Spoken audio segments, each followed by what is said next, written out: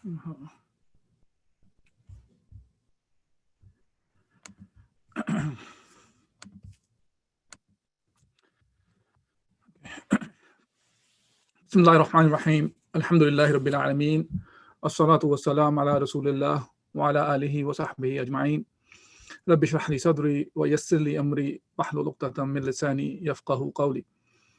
Inshallah, in today's talk, we will continue the topic that we were discussing in our lecture regarding the Usul al-Fiqh. We were discussing some of just the overview on some of the schools of thoughts. And today, the intent is to cover, inshallah, the madhab, brief information about, of course, about madhab of Ibn Hazm and madhab of Imam Zayd, and Imam Ja'far, rahimahullah alayhim. So, inshallah, we'll start off with Ibn Hazm. And as far as goes who Imam Ibn Hazm was, his name was Abu Muhammad Ali bin Ahmad bin Sa'id ibn Hazm. And he's normally known as just Ibn Hazm, or sometimes he's also known as Al-Andalusi al-Zahiri. Ibn Hazm, he was born on 384 after Hijrah, and he passed away on 456 after Hijrah. He was born in Cordoba or Cordoba in Andalusia, or today we call it Spain. And at that time, that Cordoba was the capital of science of all Europe, and it was excelling in not only in the Islamic knowledge, but also in scientific knowledge as well. And as far as Ibn Hazm goes, he studied Quran, Hadith, and Maliki fiqh. As we know that in general, Maliki fiqh was predominant in Cordoba or Andalusia, and even today, part of Western Africa, we find that Maliki fiqh is a bit dominant over there, like in Algeria or Morocco and Tunis, these areas. So then after he studied Maliki fiqh, he moved to study Shafi'i fiqh as well and left it. Later on, he moved to, he also studied Madhab Abu Dawood al-Zahiri from Mas'ud bin Sulaiman. So the Dawood al-Zahiri, he was the founder of the Zahiri school of thought, and he studied the Zahiri school also.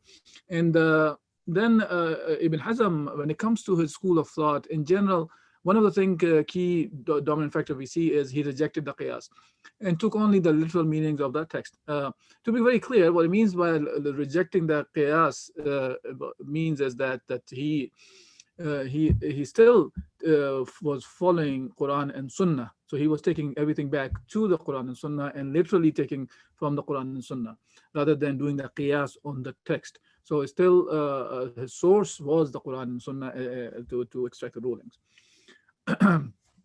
And then and his concept of, or the ideas of literal meaning of the text was to an extent that his understanding about that was, for example, he accepted the idea if a man has urinated in a body of water, then that body of water can be considered as najis, of course, the standing water we're talking about here.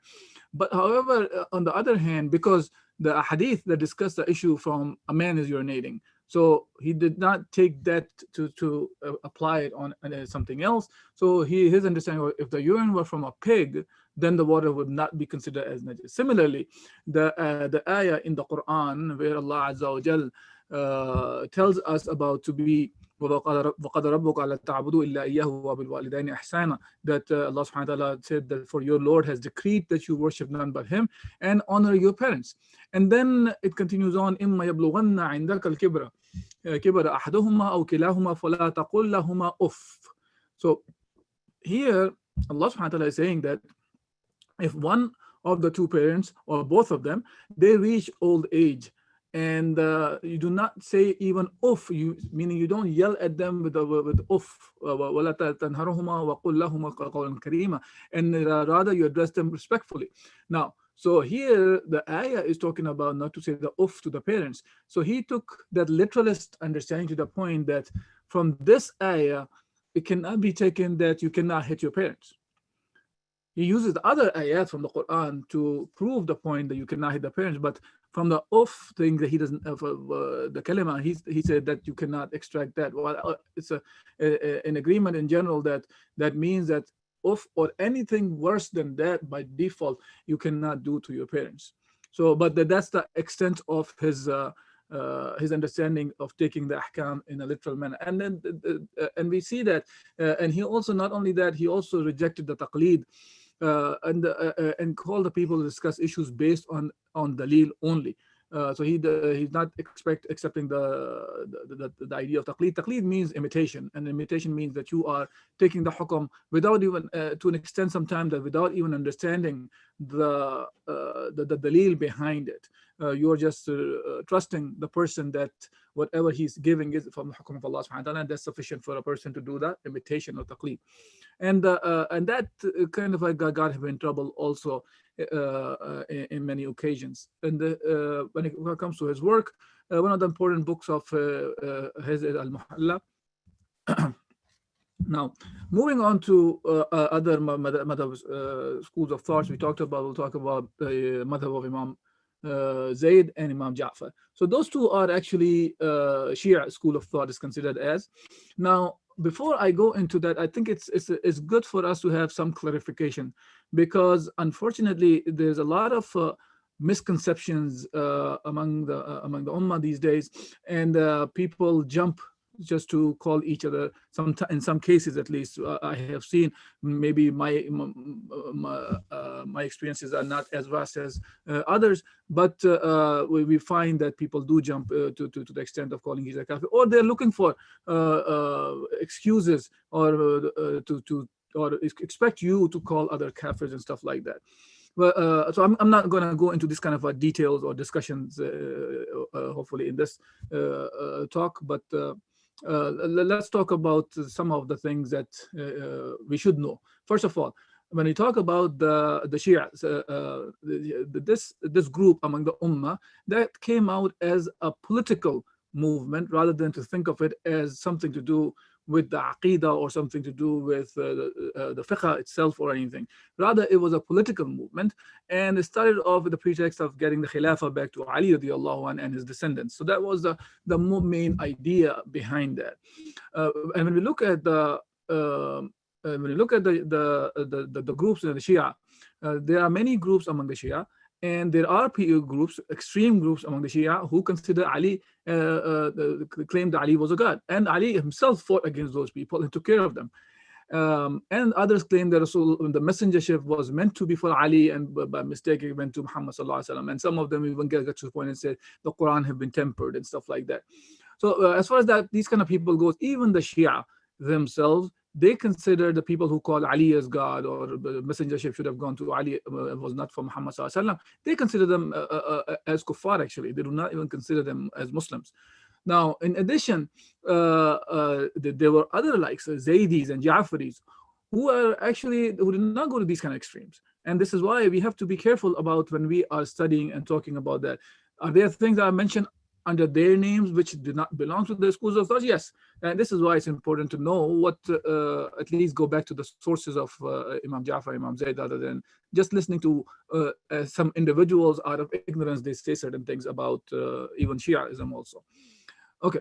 As far as the other part of the political aspect goes, I would highly recommend read the some part of the history that is about how the bay'ah was given to Abu Bakr, and then Umar, then Uthman, and then Ali, and how Ali was Ali had the issues with Zubair and Talha and Aisha radiallahu anhum, and in that conflict,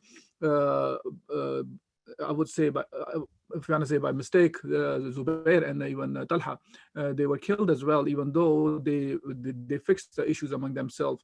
But anyways, the point is, anybody who's more interested in that, I would suggest him to go back and read that part of the history.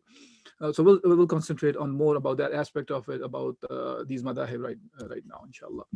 Okay, some other misconceptions are some people presently generalize this label of Shia as non-Muslim.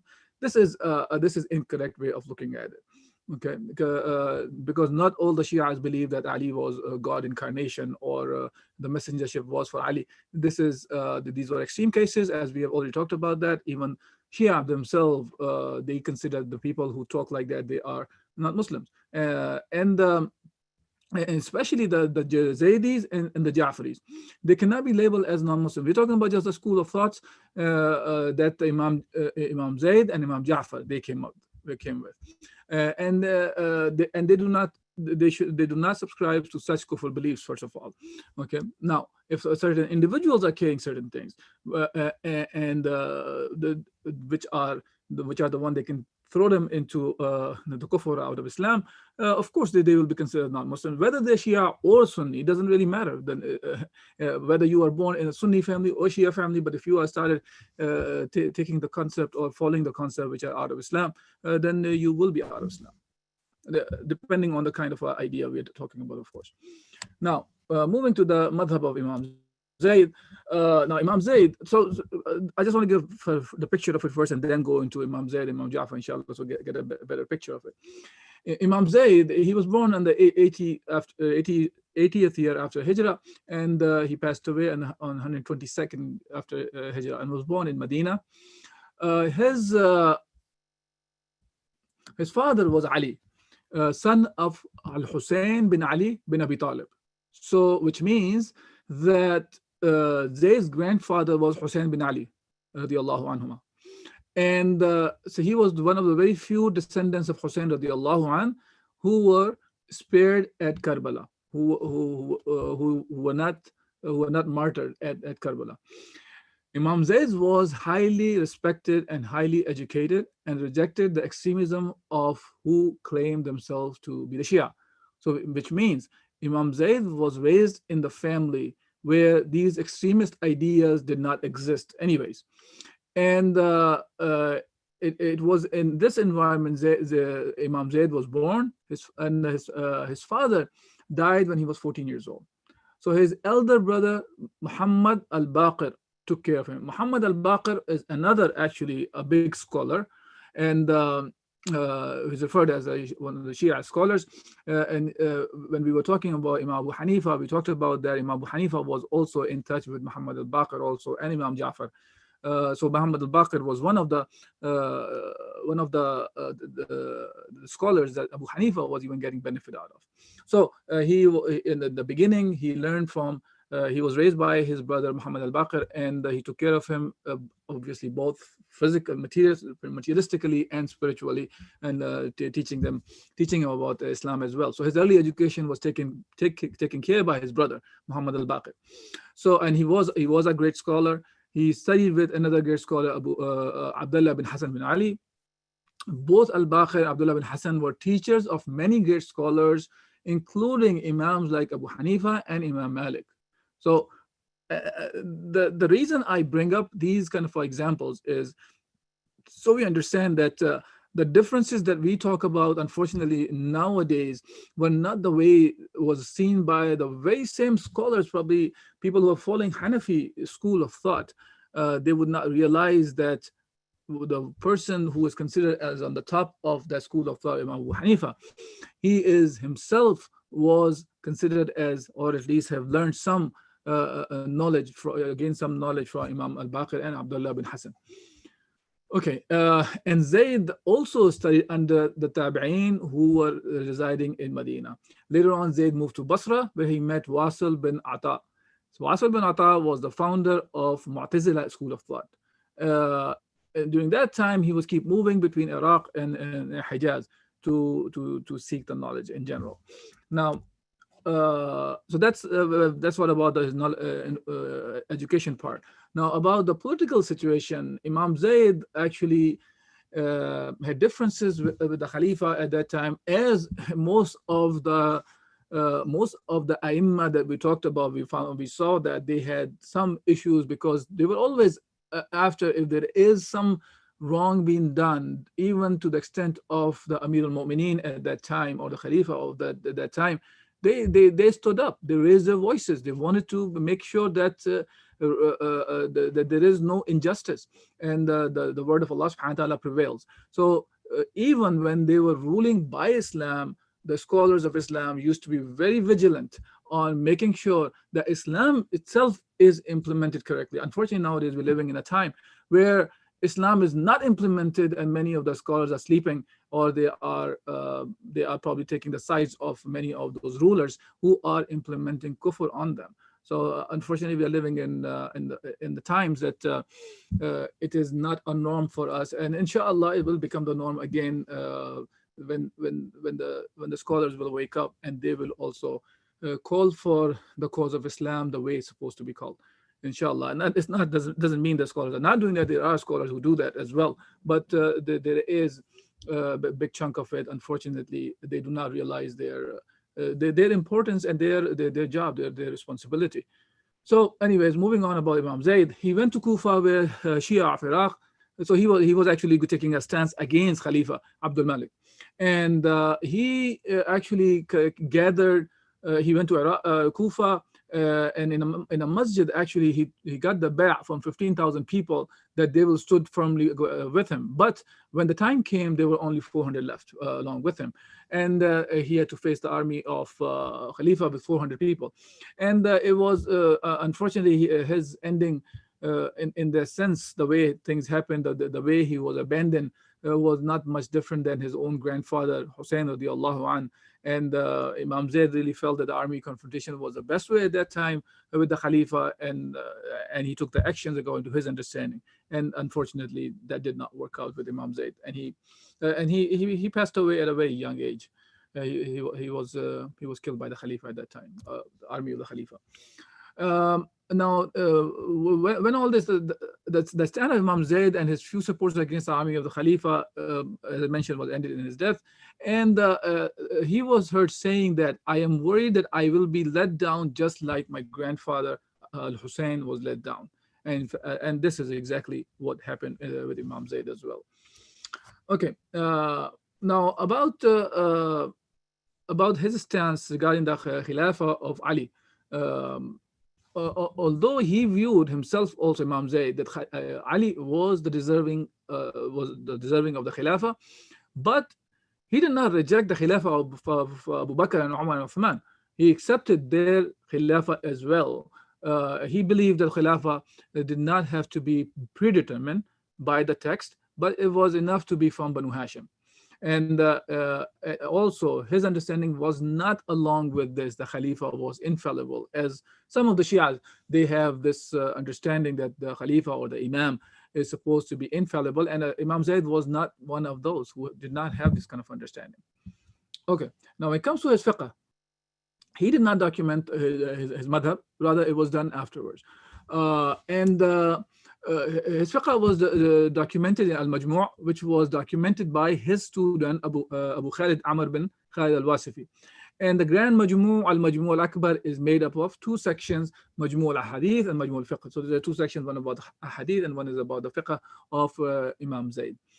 Now, one of the key, a very interesting thing about Imam Zayd's madhab was, unlike later on, we find that some of the scholars, they were either they were imposed or they were thinking of, we don't have to do the ijtihad much.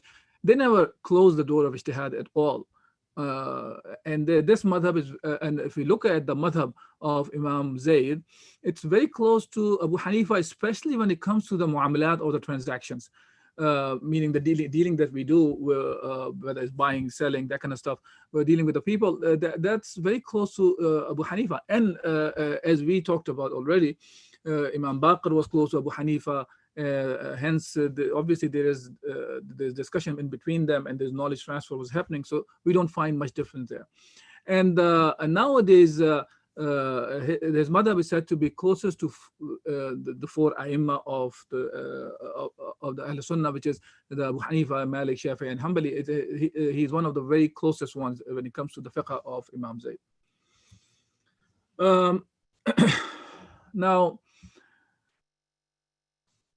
Now the problem is this, that there is a lot of influence that we find of other Shia Imam on the madhab of Imam Zayd also. Because after this whole issue of the Khalifa al-Mansur, that happened, and the army fought against Imam Zayd and his followers at that time. The madhab became, because the strength was weakened, Imam Zayd himself was killed, and so the other Shia Imam, actually, they started influencing the madhab of Imam Zayd as well. So you find that some of these Imams did not approve the Khilafah of Abu Bakr, for example, or Umar, and you find that as if this is a Zaydi school of thought is saying, even though that was not the stance of Imam Zayd. Okay. Similarly, Imam Zayd's school of thought actually have seen some coming back, and in areas like Yemen, especially, and there are famous scholars from who are the followers of Imam Zayd. That includes Imam Shawkani and Imam Muhammad Ismail as-Sana'i. These are from the 12th and 13th century after Hijrah, and we find great work in their books and stuff that can be utilized if needed. Okay, some of the scholars have said great things about Imam Zayd. For example, Abu Hanifa once said about Imam Zayd that I met with Zayd and I never saw in his generation a person more knowledgeable, as quick a thinker, or more eloquent than him. He was in a class by himself.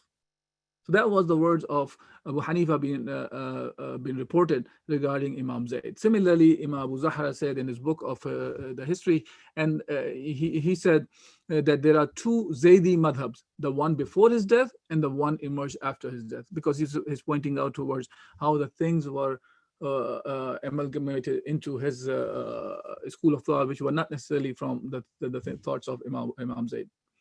So that was about Imam Zayd. Inshallah, we'll spend some time on Imam Ja'far now. Before get into Imam Ja'far, again, there's some misconception have to be clarified. So the Shia Imamiyya is also called Ja'fariyya, but we have to understand that that does not mean that the sole source of Shia fiqh is Imam Ja'far, because it is really mixed up with some other scholars, and the Ja'fariyya madhab is composed of fiqh from, for example, Qumi, Tusi, and Qulani, and sometimes it becomes very difficult to distinguish where it is coming from. So, like for example, these thoughts that you may find which are associated with Ja'fariyya, but not necessarily it means it is for Imam Ja'far. And when we read about Imam Ja'far, we'll realize that, inshallah. That, for example, Imams were appointed by the Prophet ﷺ, namely Ali and his descendants, and the 12 Imams. These are some of the points I'm trying to make that are adopted by them. The Imams are infallible. They cannot commit any sins. Like this is another one they say. Or they say Imam have qualities which elevate them above levels of the Prophets. Or taqiyya is allowed, for example, to lie, to hide your religion or your opinions and stuff like that. It is allowed for you. Some of the Ja'faris claim that the 12th Imam was born and was hidden in early childhood. So these are some of the ideas that exist, but not necessarily these are the ideas of Imam Ja'far. Now talk about Imam Ja'far. Imam Ja'far as-Sadiq bin Muhammad al-Baqir. That was his name. And as you can see from the name, that his father was Muhammad al-Baqir. This is which means that that Imam Zayd was his uncle, because Imam Baqir and Zayd were brothers. Imam Baqir is the one who took care of his brother Zayd when his father passed away. So anyways, so Imam Ja'far as-Sadiq, he was born in 80 after Hijrah, and he passed away in 148 after Hijrah. And he was born in Medina and is the nephew of Imam Zayd and grandson of Zainul Abidin. Shia, the 12 Imam thing that I was talking about, they consider Imam Ja'far as a 6th Imam. His father was Muhammad al-Baqir and used to be approached by people like Sufyan al-Thawri. So talking about his father now, how relevant, it's very important to understand that his father was Imam Baqir, like when we talked about Imam Zayd, who was raised by his brother Imam Baqir. Similarly, now he was his son, and it was raised by Imam Baqir. So it's important to understand who was Imam Baqir as well. So Sufyan al-Thawri, Sufyan bin Uyayna, Abu Hanifa, they used to go and look for knowledge from Muhammad al-Baqir. So Imam Ja'far was raised by Muhammad Baqir, his father.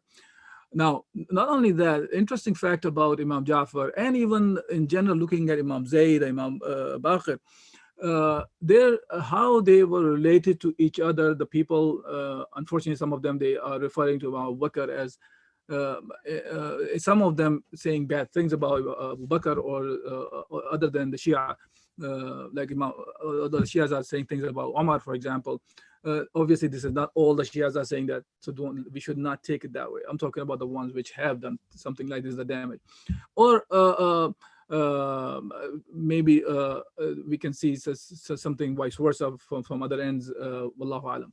But here the point is this: his mother was Abu Bakr, was a granddaughter of Abu Bakr, which means that the wife of Imam Baqir was the granddaughter of Abu Bakr radiallahu anh.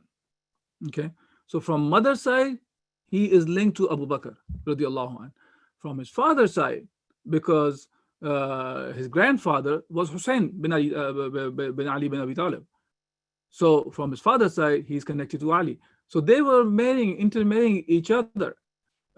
Things like this were happening in that time. Umar bin Khattab radiallahu anh, he was married to the daughter of Ali radiallahu anh, Kulthum. So this is how they were related. They had relationships like that. And unfortunately, because of the Jahiliyyah and lack of information, now we are assigning some of the things to these A'immah, which they have not said things like that. Okay, now Al-Baqir told, one of the sayings of his father was, Al-Baqir told his student Jabir al-Ja'far, say, "Oh Jabir, I know that some people in Iraq claim that they like us." He's referring to the Shia. "But they try to undermine Abu Bakr and Umar, radiallahu anhuma, claiming that I instructed them to do so. Tell them that indeed I denounced them for the sake of Allah, and if I were in charge by him in whose hands is the soul of Muhammad," talking about himself, Muhammad al-Baqir, "I would slaughter them and shed their blood in order to get closer to Allah subhanahu wa ta'ala. May the intercession of Muhammad not cover me if I do not," I'm now referring to Rasulullah, that the intercession of Muhammad do not cover me if I do not ask Allah to forgive both Abu Bakr and Umar and give them both his mercy. Allah's enemies are absent-minded and neglectful of them. That's what Muhammad al-Baqir was saying about Umar and Abu Bakr radiallahu anhuma. Similarly, he said about Umar, he highly respected Abu Bakr, Umar, and Uthman, and he used to say, he who does not recognize Abu Bakr and Umar is ignorant in the Sunnah. Muhammad al-Baqir used to do the tafsir of the Quran, report a hadith, whether the reports came through Ahlul Bayt or non-Ahlul Bayt from the other Sahaba. He did not create a distinction within them. So he was reporting the hadith and doing the tafsir without distinguishing Ahlul Bayt and the other Sahaba. Okay, now going back to Imam Ja'far, when it comes to seeking the knowledge, he grew up in Medina, where Sahaba, as we have talked about before as well, the Medina was a center of the Sahaba and even Tabi'in later on. And so the knowledge was prevalent in that area, in the Medina. So he used to stay close to his grandfather, Zainul Abidin, and of course his father himself was also a scholar, and other Tabi'in as well. Okay, and Imam Ja'far took from both Tabi'in and Ahlul Bayt. So it's not like he's restricted. He was restricted to only Ahlul Bayt. So he was gaining the knowledge from all Ahlul Bayt, Tabi'in, whoever he had access to. I already talked about that. His mother was the granddaughter of Abu Bakr, and his father was the grandson of Hussein bin Ali radiallahu anh. So from that perspective of his lineage and the source of information he had, so he had comprehensive knowledge about Islam. He was not just leaning on one side or the other. Okay.